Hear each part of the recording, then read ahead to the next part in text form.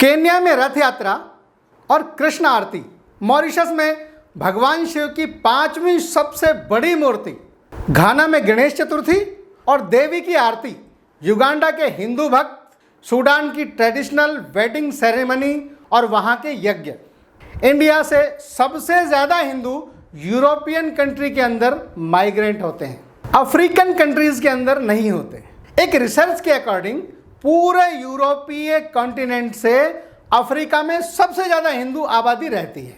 Europe में 0.2% और Africa में 0.6%।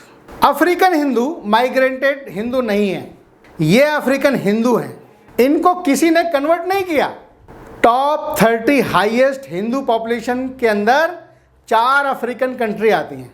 यूरोप से केवल 2 देश आते हैं जिसमें हिंदू आबादी सबसे अधिक है। घाना के अंदर 10 साल पहले सिर्फ 12,000 हिंदू थे, आज 2.5 लाख हिंदू हैं।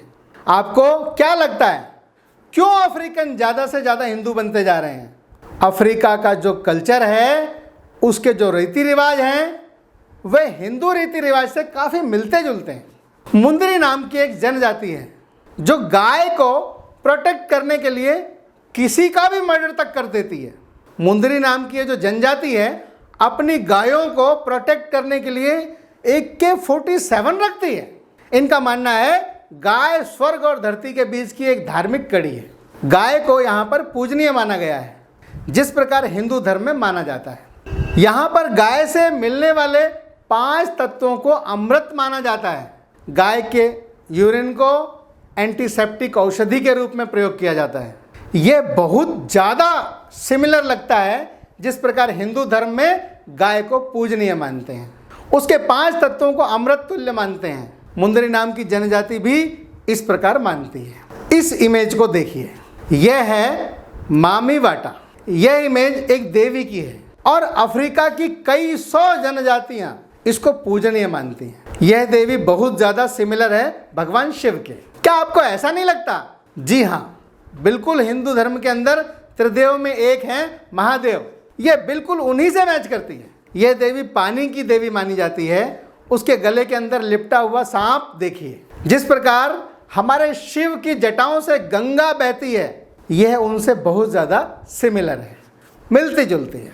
अफ्रीकी देवता ओगुन को भी आप देखिए हिंदू देवता मुर्गन स्वामी से मिलता जुलता है। इजिप्ट गॉड इसिस को देखिए जो काली माता से बहुत ज़्यादा सिमिलर है, फीमेल पावर और डिस्ट्रक्शन को प्रेजेंट करती है। इस कनेक्शन के रूट को जानने की कोशिश करते हैं। ऐसा माना जाता है कि जब वास्को डी गामा पानी के रास्ते भारत में आया था, वास्को डी गामा को भारत में आने वाला पहला यूरोपियन माना जाता है, लेकिन उसे भारत में लाने वाला एक भारत के गुजरात का नागरिक था जो अफ्रीका में व्यापार करने जाता था। वहीं उसे अफ्रीका से भारत लेकर आया था। इंडो अफ्रीकन रिलेशन को जब आप डीपली रिसर्च करते हैं तो पाते हैं अफ्रीकन खुद को भगवान राम के बेटे कुश का वंशज मानते हैं और खुद को कुशाइट कहते हैं। है ना यह आश्चर्य की बात? एक बार स्वामी कृष्णानंद इथियोपिया के किंग हेली सीसी से मिलने गए। उनसे मिलकर उनको रामायण भेंट स्वरूप दी। रामायण को देखते ही किंग ने कहा, मैं इसे पहले से पढ़ चुका हूँ। हम अपने आप को राम के बेटे कुश का वंशज मानते हैं, हम कुशाइट हैं। जब आप इथियोपिया की धार्मिक पुस्तक को पढ़ते हैं तो उसमें राम की जगह हाम लिखा हुआ है। कृष्णानंद स्वामी के अनुसार अफ्रीकी सिविलाइजेशन में राम को रैम कहते हैं। समय के साथ आर हट गया और HAM रह गया, यानी हैम।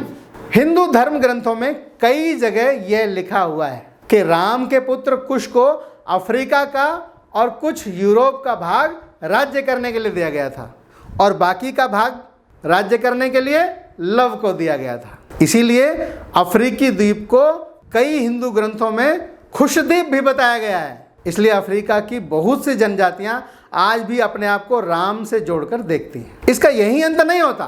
तंजानिया के राप्ता में इंडियन पोर्ट और ग्लास 2500 साल पुराने मिले हैं। केरल के एक्सपोर्ट मुजरिस में अफ्रीकी ओरिजिन के आइवरी गोल्ड और अफ्रीकी वुड से बने कुछ आइवरी मिली हैं।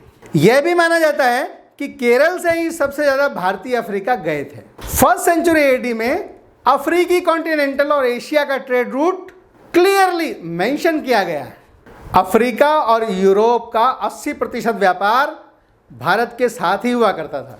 यह तो हुई हिस्ट्री की बात। चलिए अब मॉडर्न टाइम की भी बात कर लेते हैं। अफ्रीका में भारतीयों का आना कॉलोनियल पीरियड से शुरू हुआ था, जब भारत पर ब्रिटिश रूल किया करते थे। ब्रिटिश भारतीय मूल के निवासियों को अफ्रीका में अलग अलग देश में ले गए, just like Mauritius, South Africa, Uganda, घाना।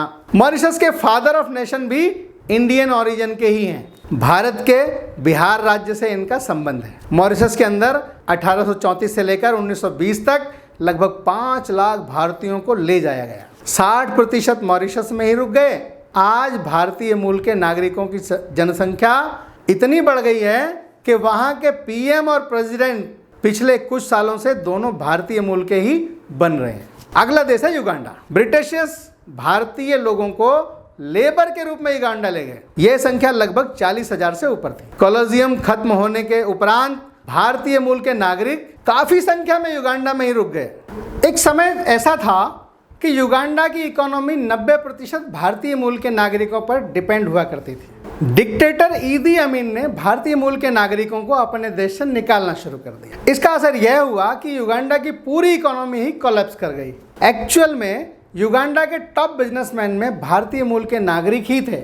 1992 में युगांडा गवर्नमेंट को इकोनॉमी के अंदर हुई गिरावट को संभालने के लिए भारतीय मूल के नागरिकों को दोबारा बुलाना पड़ा, लेकिन सभी भारतीय मूल के नागरिक वापस नहीं आए। आज भी युगांडा के अंदर लगभग 50,000 से ऊपर भारतीय मूल के नागरिक रहते हैं। लगभग 70% रेवेन्यू भारतीय मूल के नागरिकों के द्वारा ही आता है, क्योंकि भारतीय मूल के नागरिकों का यहाँ बिजनेस काफ़ी फैल चुका है। युगांडा के अंदर टॉप बिजनेसमैन में भारतीय मूल के नागरिक ही हैं। तीसरी कंट्री है साउथ अफ्रीका। साउथ अफ्रीका के नेटल में केवल 6,000 से 10,000 लोगों को ही बसाया गया था। 19वीं शताब्दी के अंदर साउथ अफ्रीका की नेटल कैपिटल डरबन में चली गई। चौथी कंट्री है घाना। यहाँ पर भारतीय मूल के हिंदुओं से ज़्यादा अफ्रीकी मूल के हिंदू हैं। जो कन्वर्ट हो गए हैं उनकी संख्या अधिक है। वर्ल्ड वार 2 में जब ब्रिटिश द्वारा ले जाए गए भारतीय मूल के सोल्जर घाना में लड़ रहे थे, वर्ल्ड वार खत्म होने के बाद भारतीय मूल के सोल्जर वहीं रुक गए। भारतीय मूल के नागरिकों ने हिंदू धर्म का प्रचार और प्रसार किया। आज इनकी संख्या भारतीय मूल के नागरिकों से ज़्यादा है। अब सवाल यह उठता है कि क्यों अफ्रीकी नागरिक हिंदू धर्म के अंदर कन्वर्ट हो रहे हैं। क्रिश्चियनिटी में कन्वर्ट करने के लिए अफ्रीकी नागरिकों को लालच दिया जाता है और इस्लाम में फोर्सफुली कन्वर्ट किया जाता है।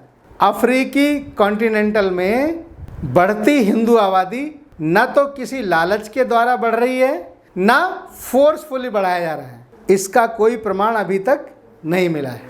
1975 में स्वामी घनानंद सरस्वती द्वारा अफ्रीकन हिंदू मोनेस्ट्री बनाई गई। स्वामी घनानंद सरस्वती के पेरेंट्स ओरिजिनली क्रिश्चियन थे। स्वामी घनानंद सरस्वती जब भारत आए, उनके पास धर्म को लेकर कई सवाल थे। वह दुविधा में फंसे हुए थे। जब उनकी मुलाकात ऋषिकेश में स्वामी कृष्णानंद जी से हुई और उनकी सभी धार्मिक दुविधा दूर हो गई। इसके बाद स्वामी कृष्णानंद जी से धार्मिक शिक्षा लेकर हिंदू धर्म अपना लिया।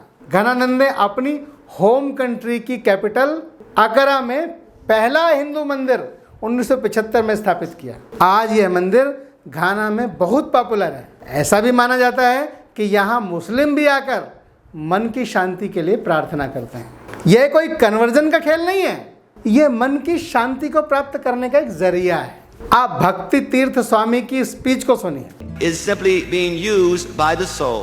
If we develop that genuine understanding, then there is no difficulty in you having a white coat or he having a red coat or me having a black coat.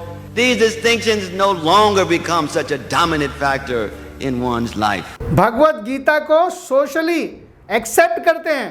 Bhagavad Gita में सभी रहस्य विद्यमान हैं जिससे मानव का कल्याण हो सकता है। भक्ति तीर्थ स्वामी जी भगवत गीता के माध्यम से रेसिज्म भी खत्म करना चाहते हैं। भारतीय नागरिक जब किसी दूसरी कंट्री में जाते हैं, वे अपने साथ भारतीयता और भारतीय संस्कृति को साथ लेकर जाते हैं। यही वजह है कि आज बिना किसी दबाव के, बिना किसी लालच के पूरे संसार में हिंदू धर्म की पताका फहरा रही है। क्या यह कहना सही नहीं है कि भारतीय जिस देश में जाते हैं उस देश को अपना मानते हैं, अपनी संस्कृति से उसको रंग देते हैं? बिना किसी दबाव और लालच के जो लोग भारतीयता के अंदर विश्वास रखते हैं, जिनको मन की शांति भारतीयता में मिलती है, वे लोग हिंदू धर्म को अपनाते हैं। इन सब में आपका क्या कहना है? हमें आपके कमेंट का इंतजार रहेगा। फिर मिलेंगे किसी नए विषय पर, नए वीडियो में। तब तक के लिए नमस्कार।